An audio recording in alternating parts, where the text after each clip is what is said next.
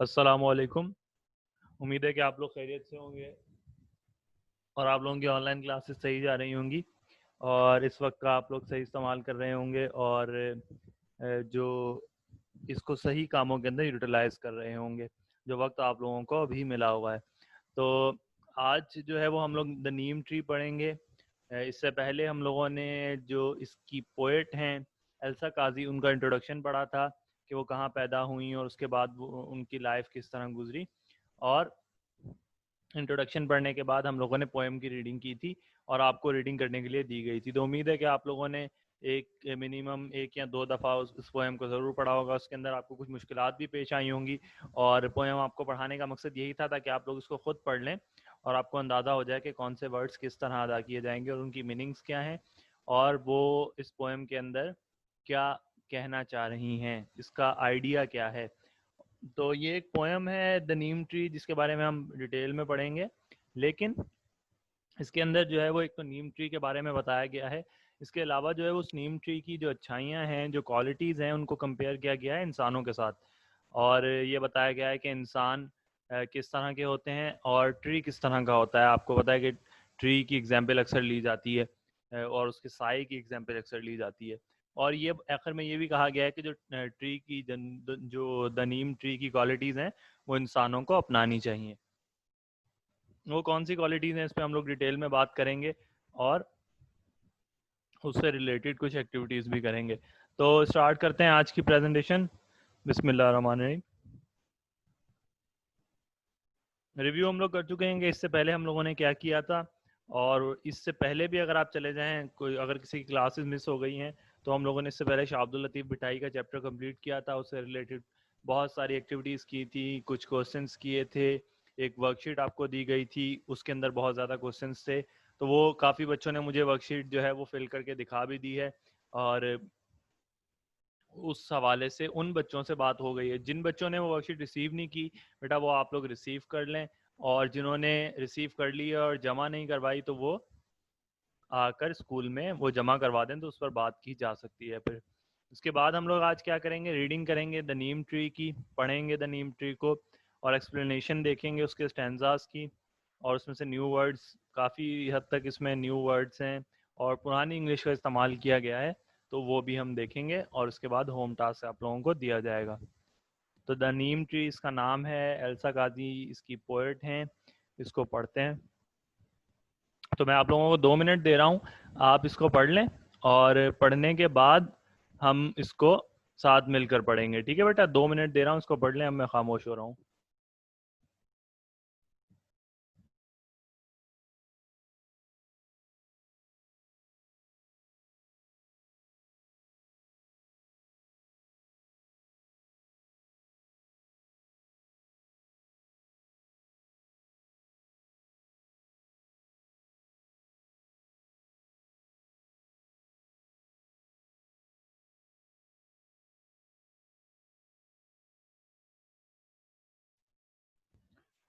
तो बेटा आप लोगों ने इसको पढ़ लिया होगा। अब इसको पढ़ते हैं स्टार्ट से। My lovely neem that intercept sun scorching beam, my lovely beam, my lovely neem that intercepts sun's scorching beam, yet bears the heat all day without the rain's refreshing spray. दाव, बेटा ये दाव है और इस तरह के जो वर्ड्स जो हैं वो जो पुरानी इंग्लिश है उसके अंदर इस्तेमाल होते थे।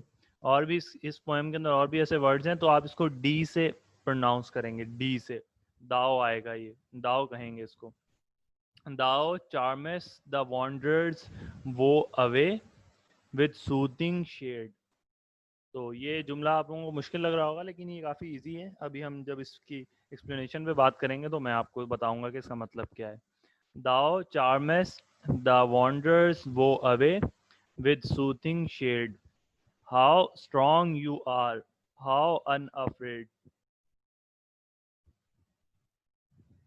How green the leaves in spite of all, how green the leaves in spite of all the midday flames that burning fall upon thy unprotected head.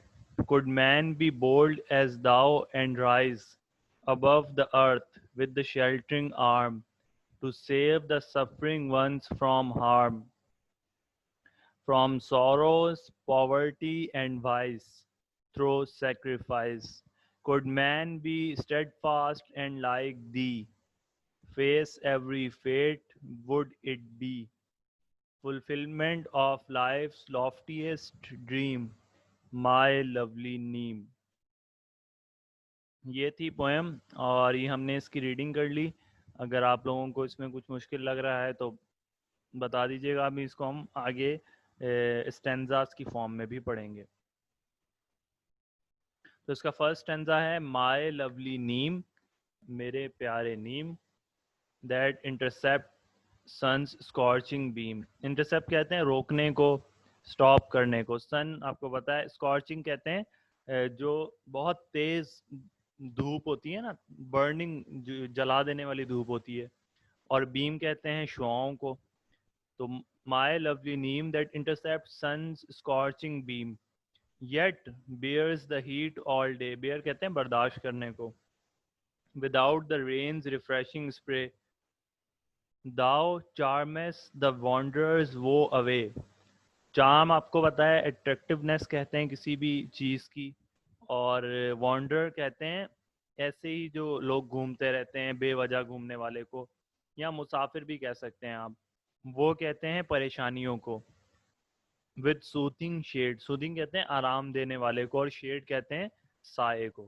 ठीक है, तो अब इसकी मीनिंग हम लोग पढ़ेंगे। उससे पहले आपको एग्जाम के अंदर स्टैंजा अगर दिया जाता है और कहा जाता है कि आप इसकी एक्सप्लेनेशन लिखें, तो उसके लिए कुछ जो है वो लाइंस हैं, जैसे उर्दू में हम लोग लिखते हैं तशरीह करते हुए शेर की, तो वो मैं आपको पहले बता देता हूँ कि वो किस तरह से लिखी जाएंगी।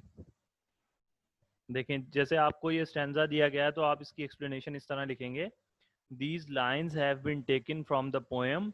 अब यहाँ पे आप जो भी पोएम होगी आपको उसमें से उसका नाम लिख देंगे यहाँ पे, रिटन बाय द पोएट या पोएटिस। अब जो भी पोएट या पोएटिस होगी उनका नाम आप यहाँ पे लिख देंगे। इन दिस पोएम, अब इन दिस पोएम इसका जो पूरी पोएम का जो सेंट्रल आइडिया है ना, वो आप यहाँ पर लिख देंगे। ठीक है, ये एक पैटर्न है, एक तरीका है जो आप जब भी एक्सप्लेनेशन किसी भी पोएम की, पोइट्री की लिख रहे होंगे तो आप इसका इस्तेमाल इस तरह करेंगे कि पहले लिखेंगे कि these lines have been taken from the poem, poem का नाम लिखेंगे, रिटन बाय द पोएटेस या पोएट, फिर पोएट का नाम लिखेंगे, इन दिस पोएम, और उसका कोई सेंट्रल आइडिया जो आपको उसके मुतालिक याद है वो आप यहाँ पे लिखेंगे। ठीक है, और अब एक्सप्लेनेशन पे आ जाते हैं जो हमने स्टैंजा पढ़ा है उसकी। In these lines poetess admired a neem tree, neem tree की जो है वो उसको एडमायर किया है और उसकी इज्जत की है बहुत ज़्यादा। She said that neem tree is great example of self-sacrifice because all the day a neem tree holds a burning rays of sun in it.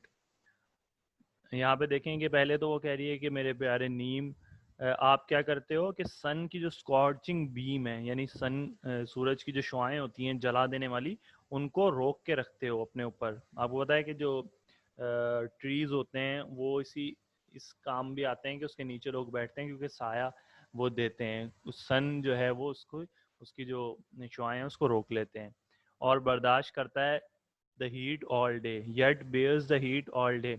और वो जितनी भी गर्मी होती है वो खुद बर्दाश्त करता है, लेकिन जो उसके नीचे जो लोग बैठे होते हैं उनको आराम देता है। Without the rain's refreshing spray, किसी बारिश के एक भी दाने, एक भी कतरे के बगैर जो है वो पूरा दिन जो है वो उसकी गर्मी बर्दाश्त करता है।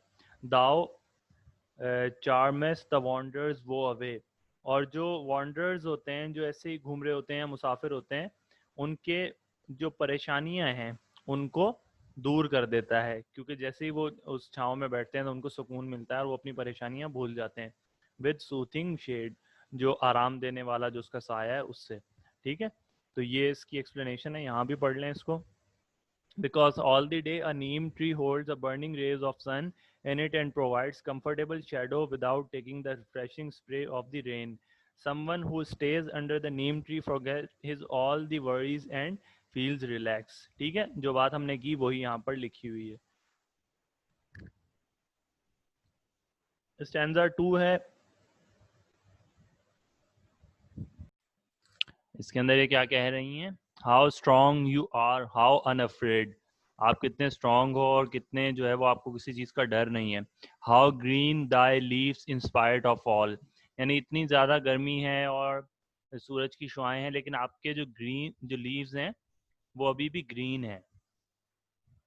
The mid day flames that burning fall upon thy unprotected head. और दाए असल में दाए और दाओ जो यूज़ हुआ है ये योर के लिए इस्तेमाल होते हैं. योर जो वर्ड है इंग्लिश का, आपका, जिसको हम उर्दू में कहते हैं, उसके लिए इस्तेमाल होते हैं ये. तो दाए अपॉन दाए अनप्रोटेक्टेड हेड, यानी मिड डे फ्लेम्स यानी सूरज के जो जो किरणें हैं उसको ये शोलों से तशबीह दे रही हैं कि वो जो दिन के बीच में जो शोलों की तरह जो गिरते हैं वो आपके ऊपर गिरते हैं और आपके सर के ऊपर, यानी अनप्रोटेक्टेड हेड. ऐसी बात है जो ट्री होता है उसके ऊपर कोई चीज़, कोई शेड तो होता नहीं है, तो उसको सारी गर्मी खुद ही बर्दाश्त करनी पड़ती है. अब इसकी एक्सप्लेनेशन देख लें. In these line poetess addressed a neem tree.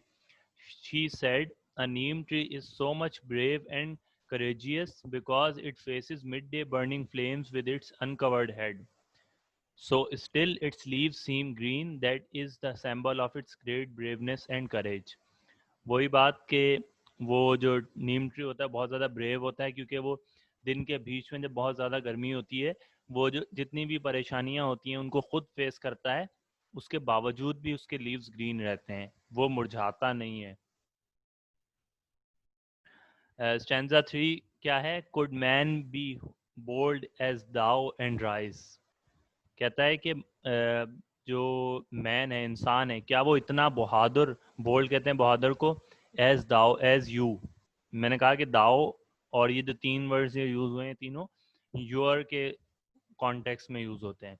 तो क्या इंसान भी इतना ब्रेव हो सकता है जितना आप हो? And rise above the earth with the sheltering arm.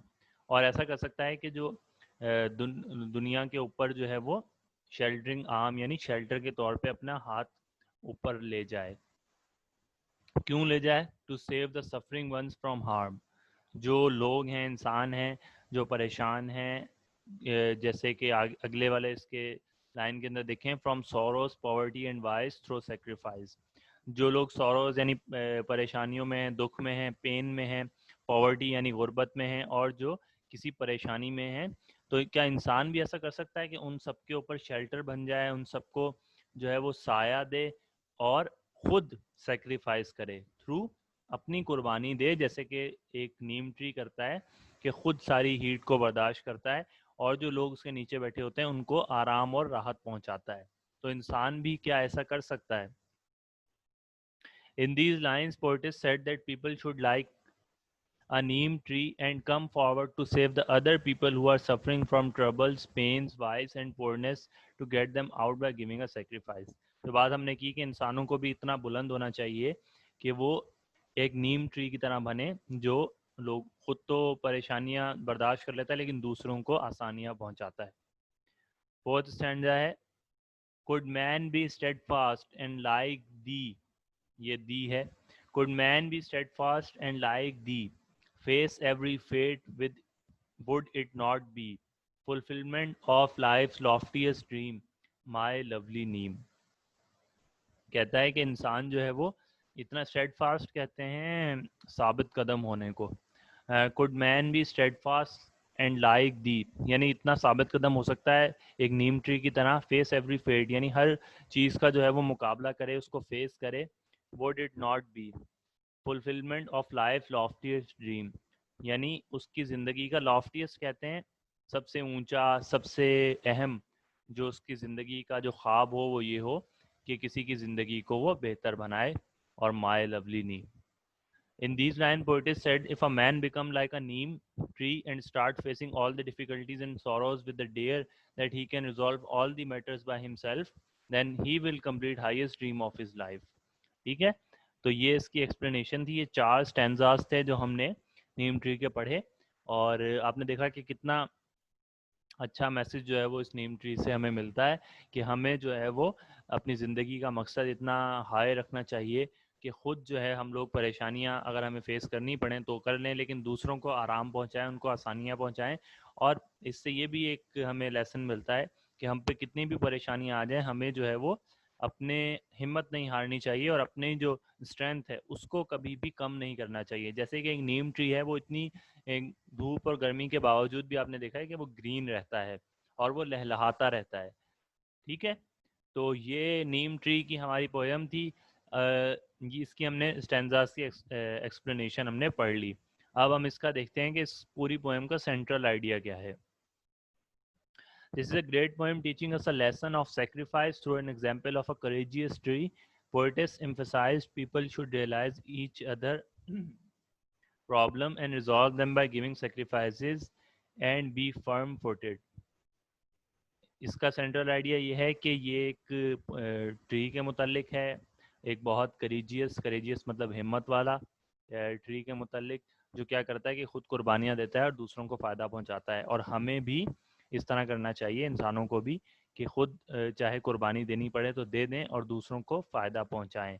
तो ये सेंट्रल आइडिया है, छोटा सा इसका लिखा हुआ है। आप इसका अपनी तरफ से भी कोई सेंट्रल आइडिया बना सकते हैं, लेकिन वो इसका आगाज़ हो। और सेंट्रल आइडिया हमेशा अपने अल्फाज के अंदर होता है। पोएम की चीज़ें इस्तेमाल नहीं कर सकते, यानी उनके जो सेंटेंसेस हैं, पोइट्री इस्तेमाल नहीं कर सकते। आपको अपने अल्फाज के अंदर उसका सेंट्रल आइडिया लिखना होता है।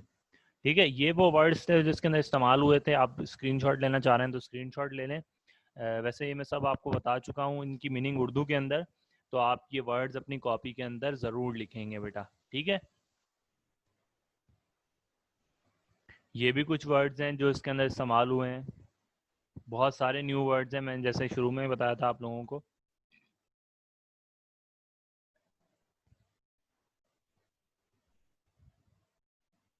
ठीक है, अब आपका होम टास्क ये है कि write the poem in your fair copies और registers and write the explanation of all stanzas along with central idea. आपको सिर्फ ये करना है कि जो जितना भी मैंने आपको काम करवाया है ये आपको फेयर कॉपीज़ के अंदर फेयर करना है। जिस तरह से मैंने पहले आपको पोएम लिखवाई, तो सबसे पहले आप लोगों को इंट्रोडक्शन और टू पोएट लिखवाया, पोएटेस एक्चुअली, कि पोएटेस जो हैं एल्सा काजी वो कौन है, उनके बारे में आप सबसे पहले लिखेंगे। उसके बाद आप पूरी पोएम लिखेंगे, कोई बहुत बड़ी पोएम तो है नहीं, तो आप एक पेज पे खूबसूरत सी वो पोएम लिखेंगे। उसके बाद एक एक स्टेंजा उठाएंगे, उसका पहले स्टेंजा लिखेंगे, फिर उसकी एक्सप्लेनेशन जो मैंने आपको बताई है वो लिखेंगे आप लोग। ठीक है, और एंड के अंदर आप उसका सेंट्रल आइडिया लिखेंगे। ठीक है, तो ये सब चीज़ें आप अपनी फेयर कॉपीज़ के अंदर लिखेंगे, और नेक्स्ट मंडे को जब आप स्कूल आएंगे तो अपनी कॉपीज़ साथ लेकर आइएगा और चेक करवा दीजिएगा मुझे काम। ठीक है बेटा, तो आज का लेक्चर यहीं तक था। अगर इसमें कोई सवाल है तो आप लोग पूछ सकते हैं। Thank you so much for your cooperation. अस्सलाम वालेकुम।